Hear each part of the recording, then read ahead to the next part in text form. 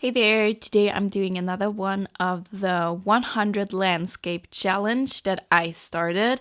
And today I'm painting 3 landscapes, and it's gonna take a while to complete all the 100 at this rate.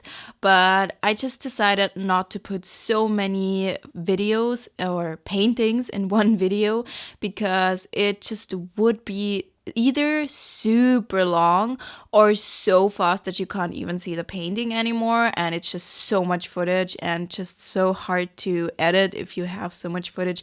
So I decided to divide them up a little bit, and I really need the footage right now because, since most of you know, I'm currently moving, and also I have tendovaginitis, however to say this, in my hands. So I should not paint too much right now and really take care of my hands as much as I can. And so I'm trying to use all the footage that I already have, and all of those clips were filmed in the old apartment. And honestly, I can't wait to start recording in my art studio once it's set up. And I will keep you in the loop, and I will be posting updates about the art studio on my Instagram account, and I will also do a vlog about setting up the whole space, but it might take a while until this goes up because I really want to finish the space until the video is finished. So here you can see me creating the first painting, and I started off with watercolors, and I was really going for a Studio Ghibli style. So I was looking at different Studio Ghibli pictures, but I wasn't copying either one of those. I was just trying to go for this style and create my own composition. And to be honest, I'm so happy with how this piece turned out. This is the one that I was referring to in the last video, where I'm so happy about it, but it didn't get as many likes on Instagram, which is always interesting to see, but it's still one of my favorites that I've done lately. I'm really proud of how this turned out and really love all the colors in the painting. And also, by the way, thank you so much for 50,000 subscribers. I can't even imagine how many people this is. And as a YouTuber, you're always so caught up with the numbers and the analytics, and sometimes you even forget that those are real people who are subscribed to you, who decided that your art is amazing. And this is 50,000 people. That's almost as much people as the citizens of the city that I grew up in, which is a smaller city. But hey, it's so much. It's 7 times the citizens of the place that I'm currently living in, because we moved more towards the countryside, kind of. It's next to a bigger city, so it doesn't really matter that much. But yeah, 50,000 is a lot of people. And thank you so much to everyone who's here, especially the people who are watching my videos every week. You're so amazing, and I love seeing you over and over again. And it's just a blast to keep creating videos for you all. And on another note, I moved the podcast to a new YouTube channel. So it has been uploaded for a while here on this channel. I don't know if you've noticed. A lot of people seem to love the podcast, but a lot of people also did not seem to love it. And it was kind of cluttering up my channel. Honestly, it wasn't getting as many views as the other videos, and I recognized that my growth rate of my channel was slowing down a little bit because just the podcast was keeping people from subscribing, maybe because they didn't really watch the podcast videos on YouTube. And I can understand that you're coming to YouTube for YouTube videos, especially on an art channel. You want to see the art, and a lot of people don't want to listen to the podcast, but also a lot of people really enjoyed the podcast, and I think it makes a big difference in people's lives and in their art business when they listen to my podcast. That sounds so I don't know. But what I'm trying to say is that I'm sharing all of the things that I've learned on my journey. I think that a lot of those things, I wish I would have known that sooner. And so I really love sharing these things that I've learned. And so this is what the podcast is for. And so I did a little poll on my community tab about what to do with the podcast. And most people wanted me to move it to a new channel. So that's what I did. And I will link the new channel for you. So please go ahead and subscribe to this channel if you're interested in the podcast. It's all about art business and mindset for artists. You can also find the podcast on Spotify, Google, Apple Podcasts if you prefer listening there. And just if you're on YouTube and are interested in a podcast, then go ahead and subscribe to the new channel and give it some love, give it some comments and some likes, because it's still a new channel and it really needs some affection right now. So YouTube realizes, hey, this is an important channel and people really want to see the videos or hear the podcast. So go ahead on over there. And for the future, I'm also planning to film myself while I'm recording the podcast. So there's also a video accompanying the audio. It's not just audio anymore.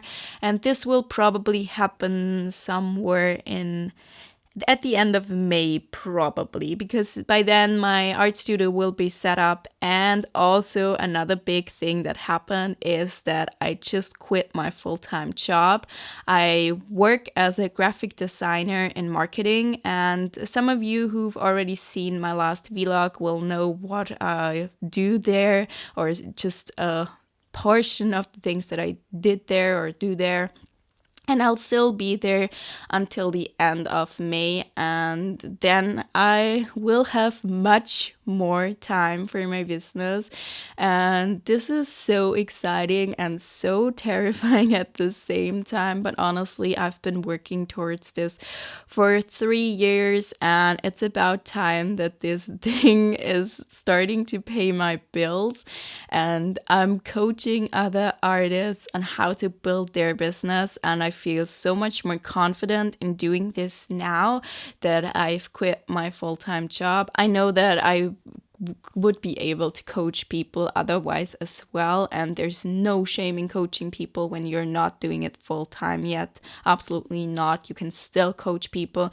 And honestly, if you think about sports coaches, they often coach their coaches, their clients, I don't know, on things that they haven't done. They coach them on how to win Olympic medals and haven't done that themselves. So you can coach people on things you haven't done. But quite honestly, now that I've quit my full-time job, I feel much more confident in actually helping people to build a sustainable art business and how to actually get it to pay your bills and make a real income about this. And I've also been having a little bit of an identity crisis because quitting my full-time job and I don't know, making a living with my art. This is just such a dream come true, but it's not in my brain yet. It still feels surreal, and I'm still waiting for reality to help me and to actually understand that this is happening. And also, we're currently in this gorgeous new apartment and starting to set it up, and I've got an entire room as my art studio, which is quite a big room for me, honestly, and I'm thinking about how to set it up. And I've been having some upper limit problems. I don't know if you know what that means, but it's just you have this kind of thermostat of how comfortable you feel being happy. So you have a certain level that you feel comfortable at, and when you exceed that, your brain will try to drag you down again to your former happiness status, kind of. There's a whole book about it. It's called The Big Leap by Gay Hendricks. And just currently, I'm really in this. I feel a little bit like an imposter, maybe even like I somehow don't deserve all these amazing things happening to me.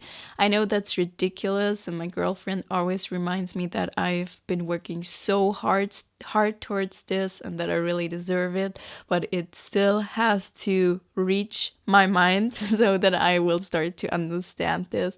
But yeah, there's a lot of amazing things happening right now, a lot of change going on. There's also going to be another vlog coming soon that I already filmed at the end of last year. That one is probably going live next week or the week after that. And there's a lot of fun things in there as well. And this will be super nostalgic because it was filmed in the old apartment as well. And yeah, so here you can see the painting coming together, the reason why you probably clicked on this video. And I used gouache at this point, and if you're wondering what the palette on the right is, my girlfriend actually made this one. They're really great at pottery, and we'll do a shop launch soon, and we'll be selling those palettes and also some mugs and vases, I think. I'm not completely sure what all the things are that will be in the shop launch, but I will link their shop, and maybe I will link their Instagram in the description box so you can check out when the shop launch will be, because the announcement will probably on there. And so there's that, because I know that people are gonna ask me where the palette is from. I really love it. It's so fun and I love using it. And mine is the prototype, so I think that the new ones are even better.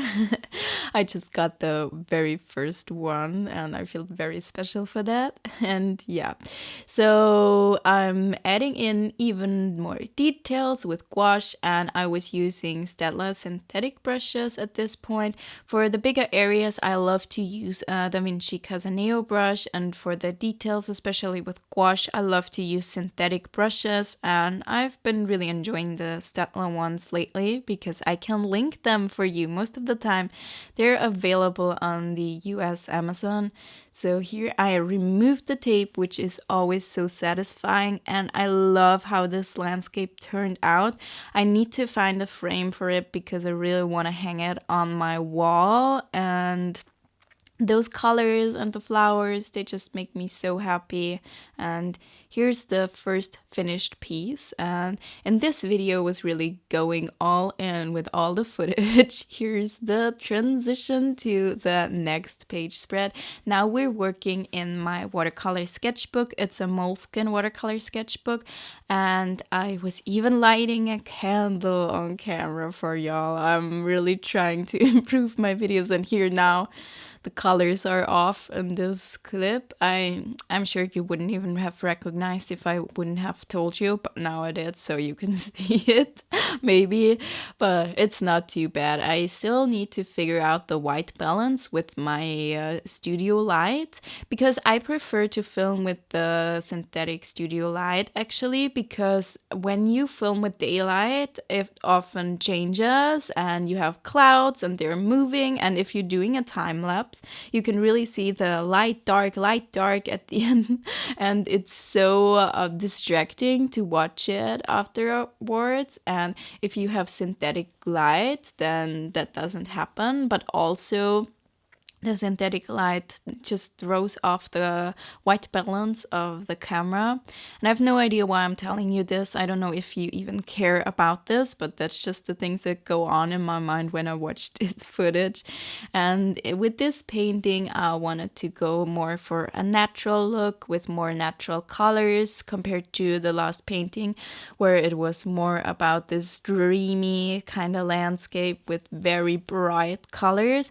Here it's a little bit more natural, and we have this waterfall slash river, kind of a mixture of those two, river with little waterfalls in between and the bigger waterfall in the background. And I just used gouache for this one, and honestly, I realized that the Moleskine watercolor sketchbook, as much as I love it, the paper is just not as great as high-end paper. I think I was using the Arches paper before, And obviously it's not on the same level. I think that the Moleskine watercolor sketchbook is amazing as a sketchbook. I don't know if there are better quality watercolor sketchbooks out there. Just I've been loving it as a sketchbook, but honestly, I love to use more of the high-end watercolor papers right now because I'm realizing that it does make a difference, and I really enjoy working on a paper that soaks up a bit more of the paint. I don't know how to really describe what it does, but it feels a little bit softer. And for gouache, it doesn't matter too much because you're putting the gouache onto the paper. Whereas with watercolors, it feels more like you're staining the paper, whereas gouache, it just lays on top of it. So gouache is a little bit more forgiving when it comes to the paper, and you could even get away with mixed media paper. I mean, I probably couldn't because I use way too much water, but a lot of people paint on mixed media paper with gouache, which still works really well. And yeah, this is my thoughts around the paper. And this sketchbook is gonna be filled pretty soon-ish. I think there are a few pages left, and I'd love to fill this one soon. So I will probably focus on this one. Now that I've said that, I'm pretty sure I won't. I always make these claims in my videos and then I don't do it. And then the next video, I'm like, hey, didn't I say that I'm gonna do this? And so please don't hold me accountable to those little things that I say in between. If it's not a big announcement, it's not a real thing that you can hold me accountable for. Yeah. So at first, I wasn't really loving this piece, to be honest. I wasn't sure how it would turn out, but I was trying to just trust the process and build the colors. And at the end, I think it turned out nicely. It's not my favorite piece that I've ever done just because I prefer the more saturated colors. I don't know what I was thinking with this piece, why I wanted the more natural tones. But lately, I've really been loving the Studio Ghibli color palette that's so bright and saturated, and the greens are much cooler tones.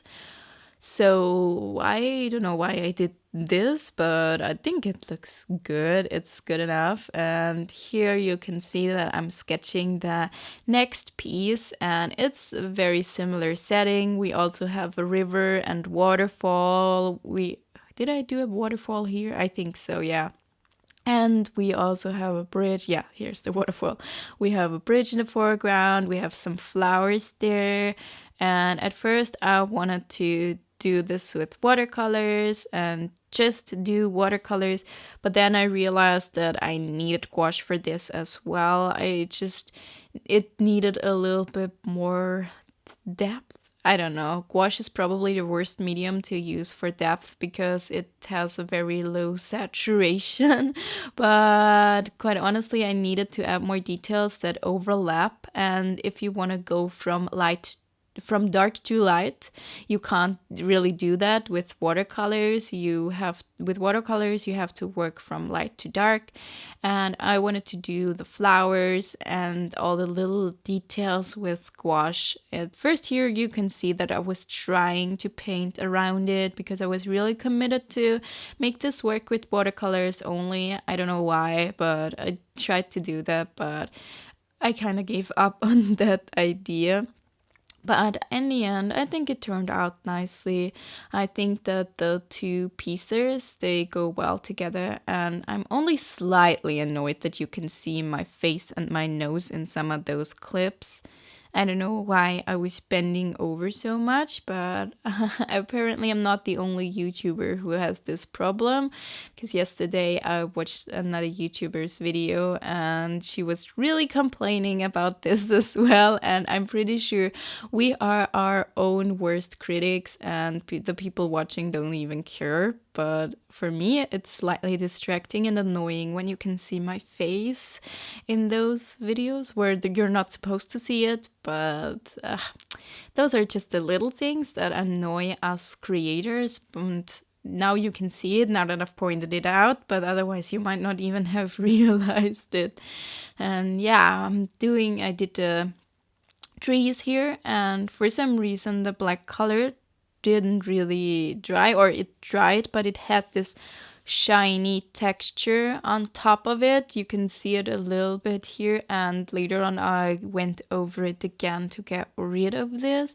And there's also a little bubble on there, and I probably used the heating tool to dry it up, and that was probably my mistake. You have to be really careful with the heating tool. It's so tempting to always use it because it speeds up the drying process of your painting, but not every kind of paint likes to be used with the heating tool, and sometimes you get those weird bubbles and textures. Here you can see that I'm setting up a new gouache palette for this painting, because this palette, I spilled juice over it. I think I mentioned that in another video, and now I had to set it up. I think I mentioned it in my first vlog, and here I'm just showing you the footage of me putting some of my favorite paints in there. And I used, this time I was putting Winsor and Newton designer's gouache in there and some Holbein colors. And in my other palette that I showed you previously that my girlfriend made, I have the Arteza gouache, I think. So it's different types of gouache. Honestly, I don't notice that much of a difference. I know a lot of people really obsess over the differences. Maybe if I would have to say something, the Winsor and Newton, they lay down a little bit more flat. So if you want to get a flat tone, you'd probably be happier with those. But I have a video where I compare all of the different kinds of gouache, and I did my best to compare them in this video, and I will link that for you as well if I don't forget. If I do forget, please someone remind me of linking this video, and you can also just search for it, Visual Mind different kinds of gouache or something like that. You probably find it, and I did my best to compare the different brands in there, because people always ask me what kind of brands to get and what's the best one. And honestly, I just love gouache in general, and I've never used any kind of gouache that I really hated. Only the Lucas colors, those were the ones that I really hated. But other than that, I really liked all of the gouache kinds that I tried. And yeah, now I'm doing all those little dots and the little flowers, and that's the reason why I really needed the gouache, because I don't know how to achieve this effect with watercolors. I've yet to learn this, and yeah, so I love the 100 landscape challenge because it's gonna be going on for a while. And initially, I did not want to paint anything other than landscapes for a while until I was finished with the landscape. But I can't paint that quickly so that I'll be done soon because of my hand, and I really have to take care of myself as well, and just can't go overboard with painting, which is a shame. I would love to do that, but I just need to take my time here, and I will probably do more finished pieces and just some small pieces in between. So this challenge is gonna go on for a while, and I will probably do other things in between, and we will see how long it's gonna take me to finish 100 landscapes in this challenge, but I will probably finish it. And here you can see me removing the tape, and obviously it ripped a little bit of the paper. This happens, it's just part of it. Even with the best washi tape, the one that's not too sticky, it still happens from time to time, and people ask me how to avoid it, but quite honestly, I just cut off the pieces that got ripped. I'm always careful with removing the tape. I just repair where needed, and this is how it looks at the end.